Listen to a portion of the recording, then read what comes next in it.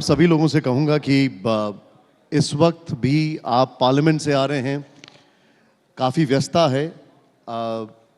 हम लोग एक क्राइसिस मोड से निपट रहे हैं ग्लोबल लेवल पर। भारत तो आपने देखा किस तरीके से प्रधानमंत्री जी ने कहा कि ऑल सेफ एंड साउंड, लेकिन ग्लोबल लेवल पर एक क्राइसिस है। उस दरमियान हमारे लिए केंद्रीय मंत्री जी ने वक्त निकाला, इसके लिए बहुत बहुत शुक्रिया। जोरदार तालियों से स्वागत करते हैं एक बार। So thank you very much. हमारे पास एश्योरेंसेस तो हैं ऑलरेडी, पहले पार्लियामेंट में, फिर इस मंच से भी प्रधानमंत्री जी ने जो कहा। लेकिन जब बात एनर्जी सेक्टर की होती है तो पूरी दुनिया में अभी एनर्जी का एक थोड़ा सा संकट है, क्यास है। Where does India stand? Bharat की क्या हालत है सर?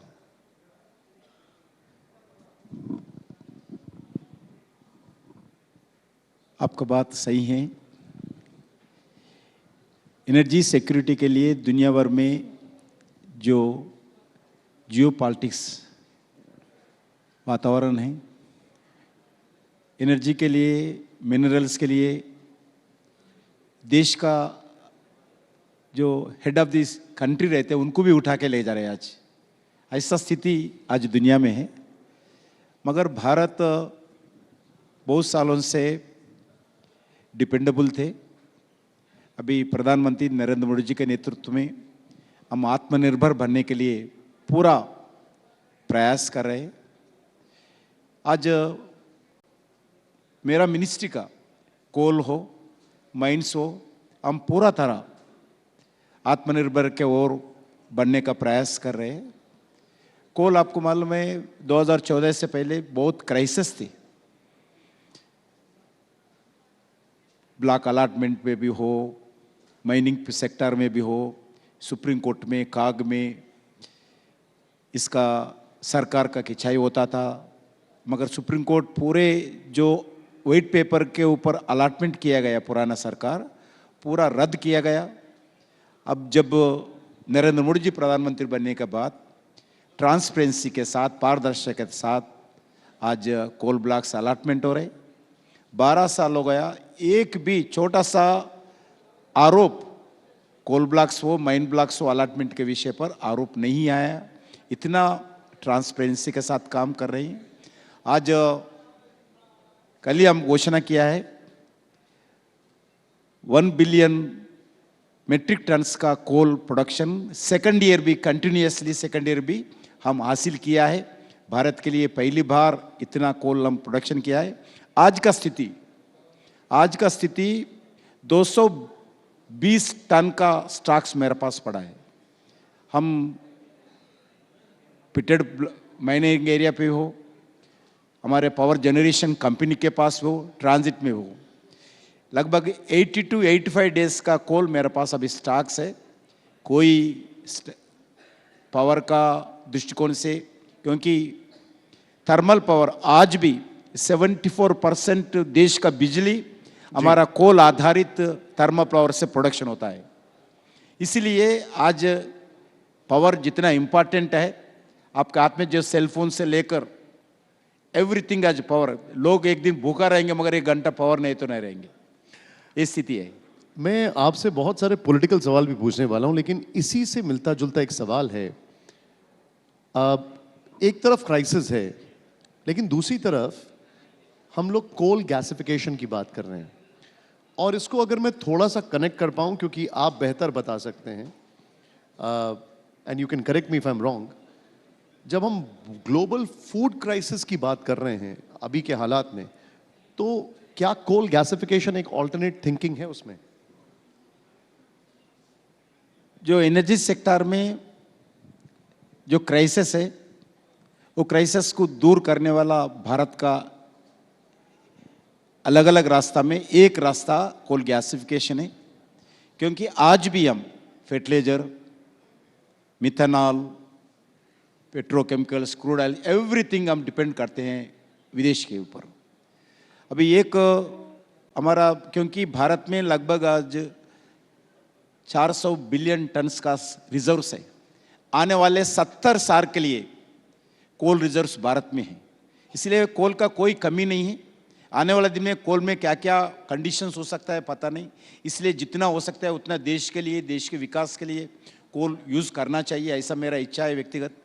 इसी दृष्टिकोण से एक मात्र डाइवर्सिफिकेशन कोल का यूटिलाइजेशन का कोल गैसिफिकेशन है, क्योंकि कोल गैसिफिकेशन के द्वारा हम फर्टिलाइजर डेवलप कर सकते हैं।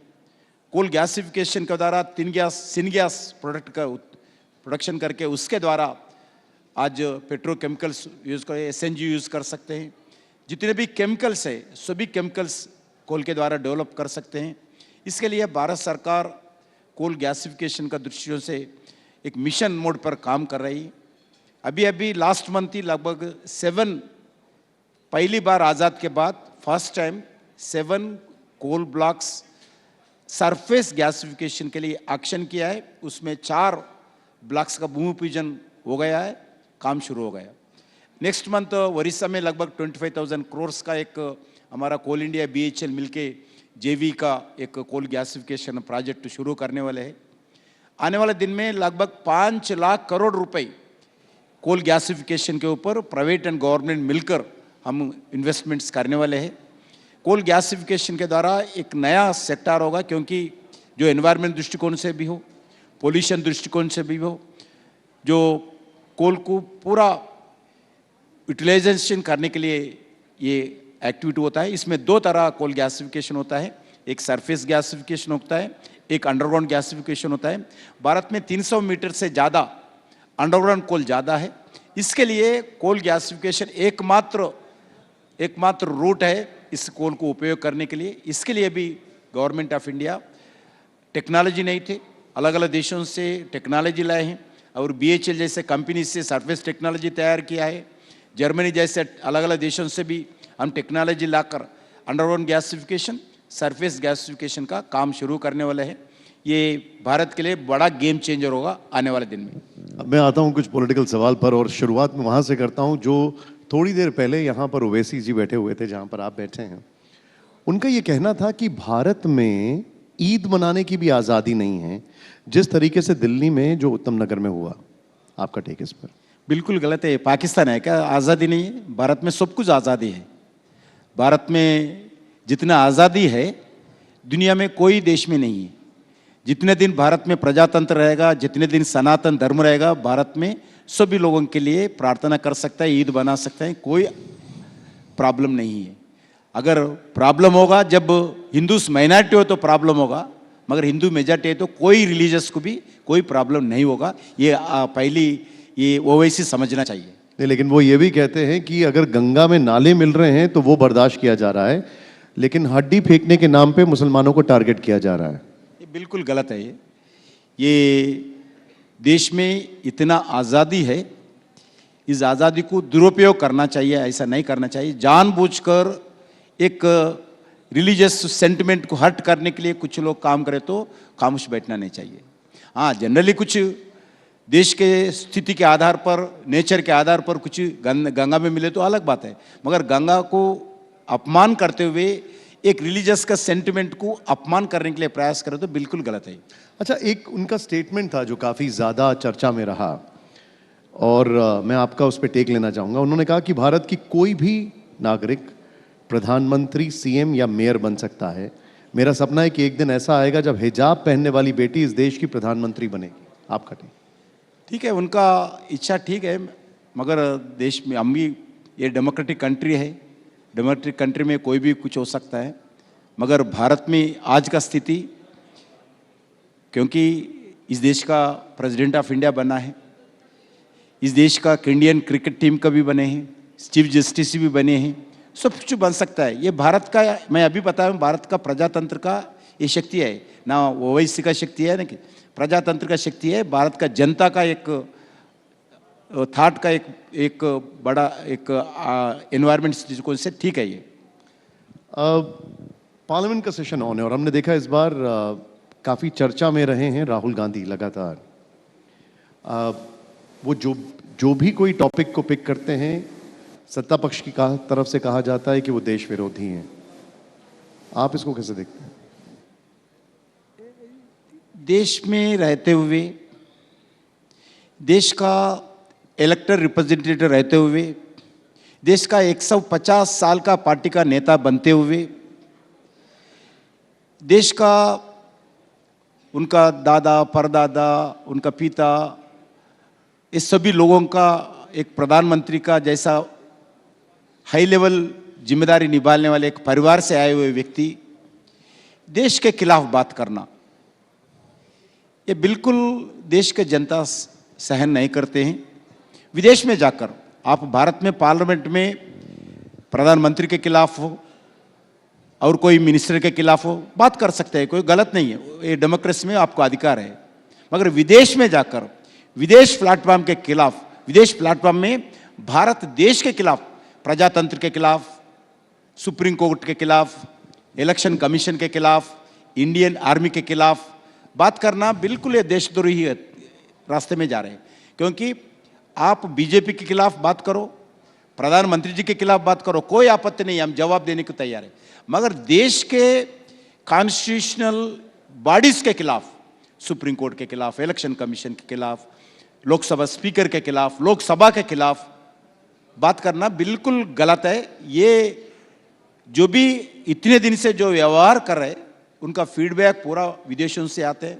कोई फाइल्स है कहते विदेशों में, ये फाइल्स कौन है, वो भारत को क्या है, भारत का प्रधानमंत्री का क्या है। इतना एक अपोजिशन लीडर रह के देश का प्रधानमंत्री जी को इस फाइल से जोड़कर देश को अपमान करने के लिए, प्रधानमंत्री के कैस्ट के नाम पर, प्रधानमंत्री के माता जी के नाम पर, प्रधानमंत्री जी के व्यवहार के नाम पर ये बिल्कुल बात करना देश के लिए कोई हित का इश्यू नहीं है। क्योंकि आप प्रधानमंत्री बनना चाहते हैं, आप देश का अपोजिशन पार्टी लीडर है, इलेक्टेड रिप्रेजेंटेटिव है, आपका व्यवहार जो है बिल्कुल देश के हित के ठीक नहीं है। ये देश के द्रोहियों के साथ मिलकर ये बात करें, बिल्कुल हम फिर एक बात मैं ऑन रिकॉर्ड बताना चाहता हूं।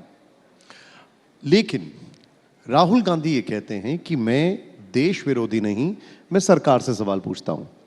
राहुल गांधी का कहना है कि वो महंगाई पे सवाल पूछ रहे हैं, उनका कहना है कि जब रुपया गिर रहा है तो उस पर सवाल पूछ रहे हैं, उनका कहना है कि वो चीन की घुसपैठ पर सवाल पूछ रहे हैं। वो देश विरोधी कहां से हो गया है? बिल्कुल मैं अभी बता चुका हूं। आप जब सर्जिकल स्ट्राइक हुआ, एयर स्ट्राइक हुआ, ऑपरेशन सिंदूर हुआ, एक अपोजिशन पार्टी लीडर के जैसे आप आर्मी को सपोर्ट करना, देश के समर्थन में रहना, पाकिस्तान के खिलाफ बोलना, आतंकवाद के खिलाफ बोलना, खून खराबा के खिलाफ बोलना, इनोसेंट के जो हत्या करते हैं उसके खिलाफ बोलना, ये आज तक बोले भी नहीं। सिर्फ आर्मी के खिलाफ, भारत सरकार के खिलाफ बात करना, ये क्या है? आप जो भी देखिए, जितने भी हम रिफॉर्म्स लाए, आज तक एक रिफॉर्म का भी समर्थन नहीं किया, एक रिफॉर्म का भी। हम स्वच्छ भारत शुरू किया, स्वच्छ भारत के खिलाफ बात किया, प्रधानमंत्री झाड़ू पकड़ के साफ करते क्या, जब से शुरू किया है ना, आप जीएसटी लाए, गब्बर सिंह टैक्स बोलते हैं इसको, आप कोरोना का संबंधित वैक्सीन लाए, ये मोदी वैक्सीन कोई लेना नहीं चाहिए, जितने बात किया है। जैसे देश का अपोजिशन लीडर देश के साइंटिस्ट बना हुए वैक्सीन के खिलाफ बात करते हैं, दूसरा तरफ लगभग मोर देन 100 कंट्रीज हमारा भारत के वैक्सीन इंपोर्ट करके जान बचाने के लिए प्रयास करें। आपका व्यवहार कैसा है? विदेशों के जितने भी कंट्रीज है, इवन अमेरिका भी भारत का वैक्सीन इंपोर्ट करके उस देशों के जनता को देकर जान बचाने के लिए प्रयास किया। आप भारत में रहकर भारत का साइंटिस्ट बना हुए, मोदी जी साइंटिस्ट नहीं है, मोदी प्रोत्साहन करते हैं साइंटिस्टों को, मगर भारत का साइंटिस्ट, भारत के कंपनी, भारत में फार्मास्यूटिकल इंस्टीट्यूशंस डेवलप किया वैक्सीन के खिलाफ राहुल गांधी बात किया। ऐसे इतना एग्जाम्पल बता सकते हैं। एक भी आज आर्टिकल 370 के खिलाफ बात करते हैं, राम जन्मभूमि के खिलाफ बात करते हैं, मुस्लिम महिलाओं का जो सुरक्षा के लिए हम त्रिपुल तलाक हटाए उसके खिलाफ बात करते हैं।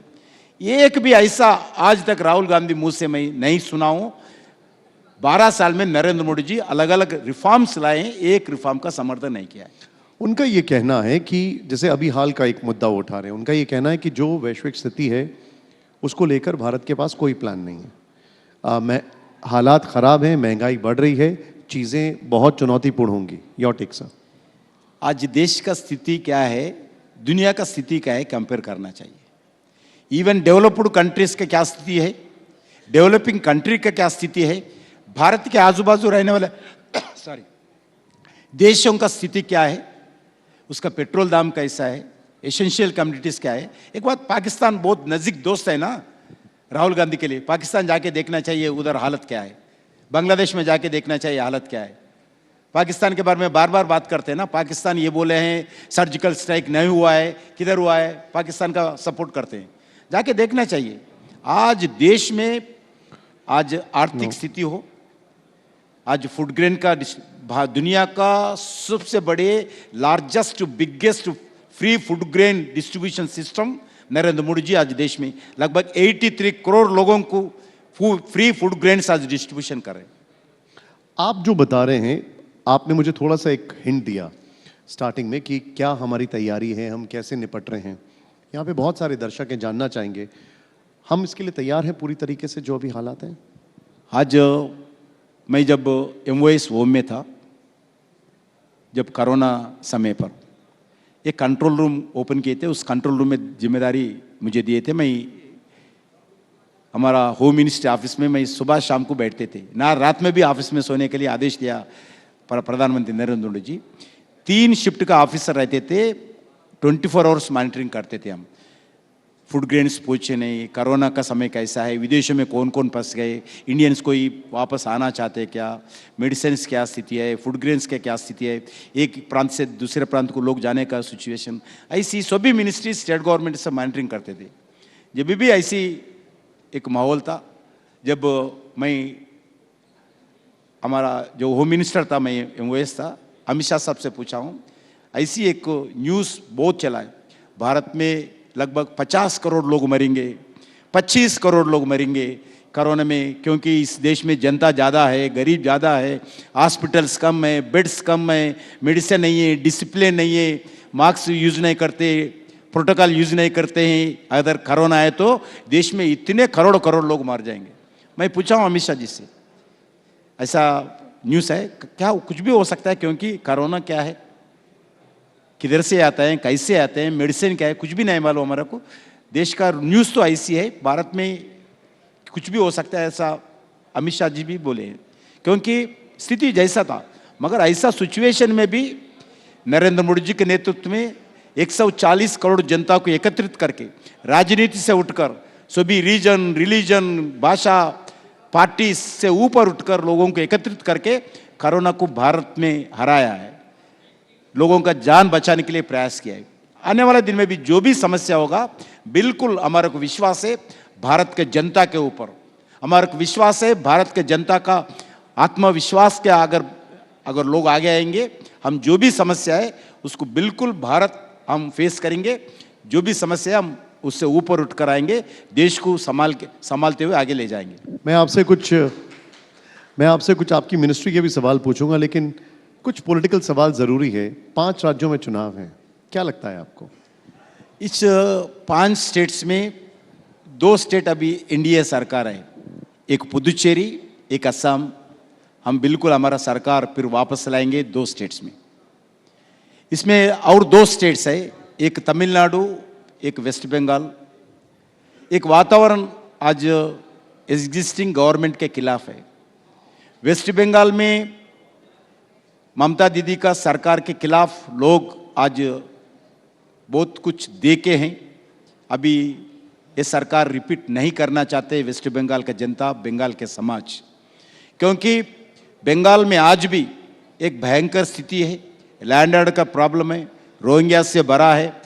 आज खुलेआम कत्ल करते रहते हैं लोग, गरीबी ज़्यादा बढ़ रहे, एजुकेशन इंस्टीट्यूशन ठीक तरीके से नहीं चल रहे, जो इंफ्रास्ट्रक्चर एक्टिविटी पूरा ठप हो गया, लैंड ऑर्डर का प्रॉब्लम है।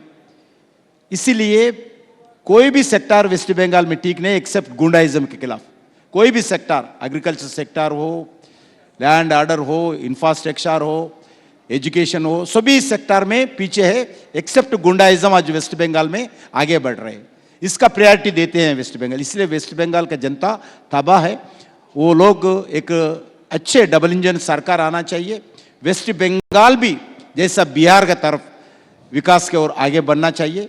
वेस्ट बंगाल भी इंफ्रास्ट्रक्चर में, एजुकेशन में, गरीबी हटाने में, रोजगार देने में, इंडस्ट्रियलाइजेशन में आगे बढ़ना चाहिए। जो 10-15 साल, क्योंकि सीपीएम का ज़माने में पीछे था, उसके बाद दीदी आया, दीदी के ज़माने में भी ये स्थिति है।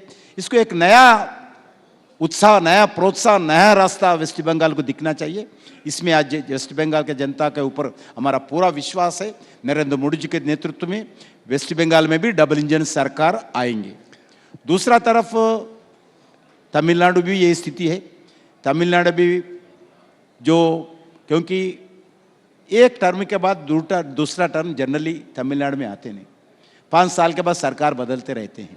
इसलिए तमिलनाडु में भी डीएमके सरकार जो आज जितना भ्रष्टाचारी है, जितना आज जनता का पैसा आज भ्रष्टाचार करते हैं, इसके खिलाफ तमिलनाडु का जनता भी चर्चा कर रहे हैं। सनातन धर्म के खिलाफ बात करते हैं, परिवारवाद है, पूरा भ्रष्टाचार है। इसलिए उधर भी एनडीए के नेतृत्व में तमिलनाडु में भी सरकार जरूर आएंगे। एक केरला है, केरला में हमारा सरकार आएंगे नहीं आएंगे बता नहीं सकता हूँ, मगर बिल्कुल हमारा जो स्थिति है बिल्कुल सुधारेंगे। तिरुवनंतपुरम में अभी अभी हम पहली बार म्युनिसिपल कॉरपोरेशन चुनाव में हमारा सरकार आए हैं।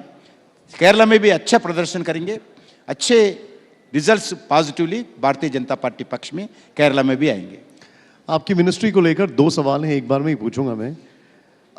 हम लोग बात कर रहे हैं माइन क्लोजर्स की। अब हमारा टारगेट शायद यूरोप से भी ज़्यादा है, 297 माइंस का, और दूसरी तरफ आप कहते हैं कि कोल का प्रोडक्शन भी बढ़ेगा। माना कि उनमें से कुछ डिसफंक्शनल हैं, कुछ पुरानी हो गई हैं, लेकिन ये दोनों को बैलेंस कैसे करेंगे? एक सवाल। दूसरा, अभी जो हुआ प्रेसिडेंट ट्रम्प के सैंक्शंस के बाद, तो पूरी दुनिया की आंखें खुली क्रिटिकल मिनरल्स को लेकर। बजट में भी इस बार काफ़ी सारी चीज़ें उसके लिए की गई हैं। उस दिशा में क्या हम आत्मनिर्भर बन पाएंगे? 2 प्रमुख विषय आपने सवाल किया है। एक माइन क्लोजर, जो भी माइन्स हम मिनरल्स निकालने के बाद उस माइन्स को साइंटिफिक मेथड में माइन क्लोजर करना चाहिए।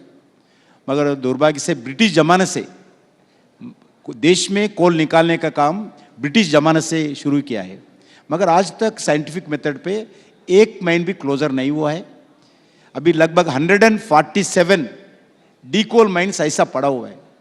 आज प्रधानमंत्री जी आदेश दिया है, जितने पैसे खर्च होने दो एनवायरमेंट दृष्टिकोण से, सभी डी कोल माइन्स है उसको साइंटिफिक मेथड में क्लोज करने का आदेश दिया है।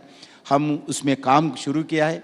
डीपीआर, एक माइन का डीपीआर अलग अलग बना रहे, लेवल करना, ग्रीनरी डेवलपमेंट करना, वाटर पॉन्ड्स डेवलप करना, फिशरीज एक्टिविटीज डेवलपमेंट करना, टूरिज्म स्पॉट्स डेवलपमेंट करना, local community self help groups नवयुवकों को रोजगार देना, उधर फैक्ट्रीज जरूरत है तो फैक्ट्रीज बनाना चाहिए, डाटा सेंटर्स बनाने तो डाटा सेंटर बनाना चाहिए, प्लेग्राउंड्स है तो प्लेग्राउंड्स बनाना चाहिए। ऐसी जो लैंड है पूरा जनता के हित के लिए, विकास के लिए, एनवायरनमेंट बचाने के लिए प्रयास करने के लिए हम काम शुरू किया है। 147 डी कोल माइन्स को साइमल्टेनियसली डीपीआर बनाया। साइमल्टेनियसली एक एक माइन के लिए एक एक सीनियर हमारा कोल मिनिस्ट्री का नोडल ऑफिसर नियुक्त किया गया, नंबर 1। नंबर 2, इस जिला का कलेक्टर के नेतृत्व में एक एडवाइजरी कमेटी गठित किया है। कलेक्टर नेतृत्व में लोकल कम्युनिटी को भागीदार करते हुए माइन क्लोजर में उनको भी जिम्मेदारी दे रहे। तीसरा, मेरे जैसे सीनियर ऑफिसर्स हो, कार्यकर्ता हो, मिनिस्टर हो, एक एक माइन हम अडॉप्ट लिया है। 147 सीनियर ऑफिसर्स को अडॉप्ट किया है। इसमें मैं भी, मेरा मिनिस्ट्री ने वेस्टर्न कोलफील्ड में चंद्रपुर के अंदर एक माइन दिया है मेरे को। मैं भी स्वयं जाके मॉनिटरिंग करके 2 दिन रहकर आया हूँ। ऐसी सभी मिनिस्टर्स जितने भी है हमारा मिनिस्ट्री के काम करने वाला एएस ऑफिसर हो, सीनियर ऑफिसर्स हो, कोल कंपनी के डायरेक्टर्स हो, सीएमडी हो, एक एक माइन दे दिया है। हम ऐसी 2027 28 के अंदर ही पूरा 147 coal mines, D coal mines है, उसको पूरा साइंटिफिक मेथड में क्लोज करेंगे, ग्रीनरी डेवलप करेंगे, एनवायरनमेंट बचाएंगे, नंबर 1। नंबर 2, जो भी माइन्स एक्टिविटी है उसमें प्रोग्रेसिव माइन्स शुरू किया है। जैसे जैसा कोल निकालते हैं, जैसे जैसा मिनरल निकालते हैं, उस तरफ दूसरी तरफ आगे बढ़ते रहना चाहिए। पीछे तरफ पूरा greenery environment progressive mine closure scientific method में क्लोज करते आगे बढ़ना चाहिए, ये भी आदेश दिया है। नंबर 1। नंबर 2, अब दूसरा विषय, क्योंकि इसके माइन क्लोजर दृष्टिकोण से नेट जीरो 2070 के लिए भारत जो कमिटमेंट है एनवायरनमेंट दृष्टिकोण से देखना चाहिए। दूसरा विषय इसमें यह बताए, जैसा देश के लिए मिनरल चाहिए, मिनरल के बाद देश का एनवायरनमेंट भी बचाना चाहिए, ये हमारा जिम्मेदारी है। ये दोनों बैलेंस करते हुए हम आगे बढ़ रहे हैं। क्योंकि आज कोल ब्लॉक्स बोले तो लोगों के मन में एक आता है ये पूरे डिस्ट्रॉय करते हैं नेचर को, नहीं, हम डिस्ट्रॉय देश के लिए जो ग्रीनरी डेवलपमेंट करते हैं उसको बचाने के लिए प्रयास करेंगे, देश के हित के लिए। क्योंकि आज मैं पहले बता चुका हूँ, 1 घंटा पावर नहीं है तो लोग सहन नहीं करेंगे। इसीलिए पावर जितना चाहिए, 74% ऑफ पावर आज भारत में कोल के द्वारा, थर्मल पावर के द्वारा सप्लाई होता है, इसलिए कोल जरूरी है। जैसा आप गैसिफिकेशन का इश्यू बताए, गैसिफिकेशन के लिए भी जरूरी है। नंबर 2, मिनरल, जो क्रिटिकल मिनरल है, जो आज डिफेंस में भी हो, आज सेलफोन में भी हो, आईपैड में भी हो, लैपटॉप्स में भी हो, हेल्थ मेडिकल इक्विपमेंट्स में भी हो, मोटर व्हीकल का जो इलेक्ट्रिकल व्हीकल्स है, ईवी व्हीकल्स, इसमें भी हो, सभी जगह आपके हाथ में जो माइक पकड़े हैं ये भी क्रिटिकल मिनरल के द्वारा चलता है। आपको जो टीवी दिखते हैं इसकी क्रिटिकल मिनरल के बिना अब टीवी चैनल नहीं दिखता है, कंट्रोल भी नहीं चलता है। इसलिए क्रिटिकल मिनरल बहुत बड़ा जरूरी है। हम बहुत पीछे हैं, अभी भी हमारे पास रिसोर्सेस कम है। 95% वे डिपेंडेंट, विदेशों के ऊपर डिपेंडेंट होकर इतने साल क्रिटिकल मिनरल का चला रहे। क्योंकि आज मैन्युफैक्चरिंग हब बनने वाला है, ईवी व्हीकल्स का हब बनने वाला है जी। सभी दृष्टिकोण से आज क्रिटिकल मिनरल बहुत जरूरी है। इसके लिए नरेंद्र मोदी जी सरकार अभी 38,000 करोड़ से एक नेशनल क्रिटिकल मिनरल मिशन का शुरू किया है। आने वाले दिन में क्रिटिकल मिनरल को बढ़ाने के लिए government, whole of government approach, सभी मिनिस्टर्स मिलकर, सभी स्टेट गवर्नमेंट से मिलकर, सभी प्राइवेट सेक्टर से मिलकर विदेशों से रॉ मटेरियल लाना है। इधर में जितने भी क्रिटिकल मिनरल है इसका एक्सप्लोरेशन एक्टिविटी शुरू करना है। एक्सप्लोरेशन करके माइनिंग ब्लॉक्स बनाकर माइनिंग शुरू करना है, उसका प्रोसेसिंग शुरू करना है। अभी फाइनेंस मिनिस्टर जो आरई का कॉरिडोर बनाया, उड़ीसा, केरला, तमिलनाडु, आंध्र प्रदेश ये कॉरिडोर बनाने के लिए घोषणा किया है। वैसा ही क्रिटिकल मिनरल का प्रोसेसिंग प्लांट्स, पार्क्स बना रहे हम। गुजरात, महाराष्ट्र, उड़ीसा, आंध्र प्रदेश 4 स्टेट्स में पार्क्स बना रहे। अभी इसका ब्लॉक्स भी एक्शन शुरू किया है, एक्सप्लोरेशन एक्टिविटी बढ़ाया। बिल्कुल आने वाले दिन में जो क्रिटिकल मिनरल मिशन है, मिशन मोड पर, रियल मिशन मोड पर हम भारत काम करेंगे। सभी प्राइवेट सेक्टर के लोगों को भी, अलग अलग देशों को भी जा रहे, जो विदेशों में ऑस्ट्रेलिया हो, अमेरिका हो, यूरोप कंट्री हो, चिली हो, अर्जेंटीना हो, अफ्रीका कंट्रीज हो, लोगों को उधर जाकर क्रिटिकल मिनरल भारत को लाने के लिए पूरा मोटिवेट करते हुए भारत सरकार इस मिशन के द्वारा काम कर रहे हैं। Thank you very much sir for joining us. Thank you very much and wish you all the best. जोरदार तालियों से। और सर आप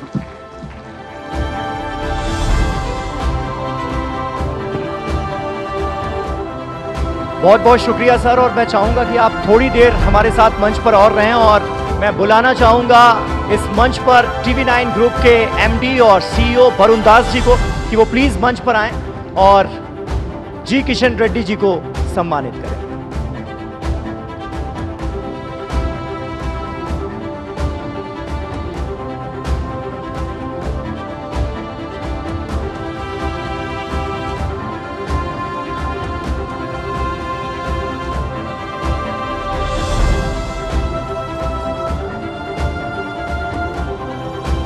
Thank you so much, sir. Thank you so much.